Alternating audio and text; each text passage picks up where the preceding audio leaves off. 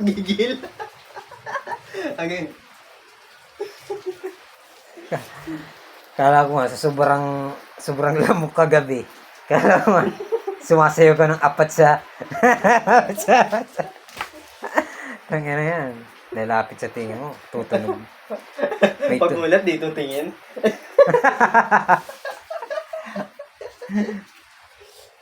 Ang ano, pag ano, dyan ang tingin sa bintana, paggabi.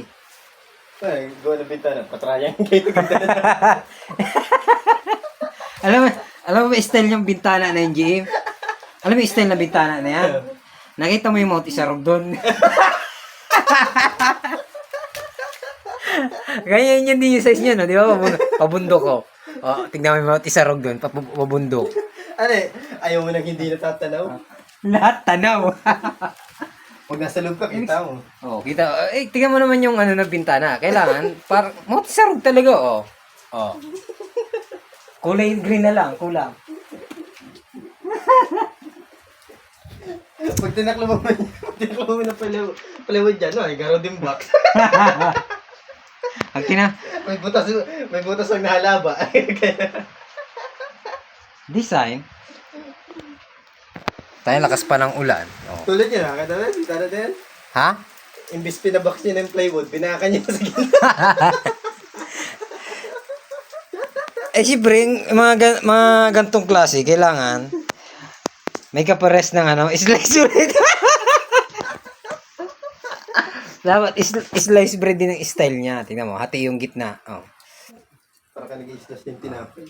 At least, tanaw ka na dito, slice bread. Pag tanaw ko dun, Mount Isarog. Tingnan mo. Tapos ano yung finish mo? Tayo nga, pipinis-pinis ka. Oh. Napakita natin dahil pininis niya. Pakita mo yung TV yun. Wow, ang ganda. Ang ganda guys, medyo may konting ano siya. Para siyang ano, mapa ng Pilipinas, may konting ano, hindi na scratch yan ah. Hindi inaabot ng ano, ng sipag.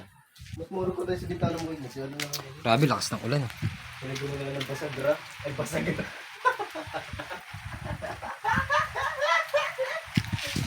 Apatsa-patsa, ang lakas ng ulan.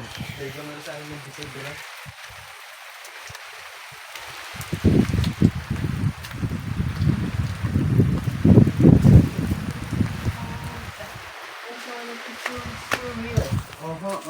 Red hearts,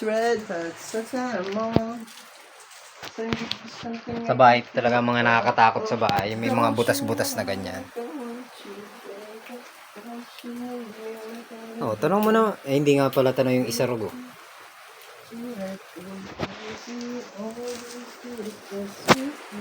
Kaya tagal na ng suka dito. Ang tatago.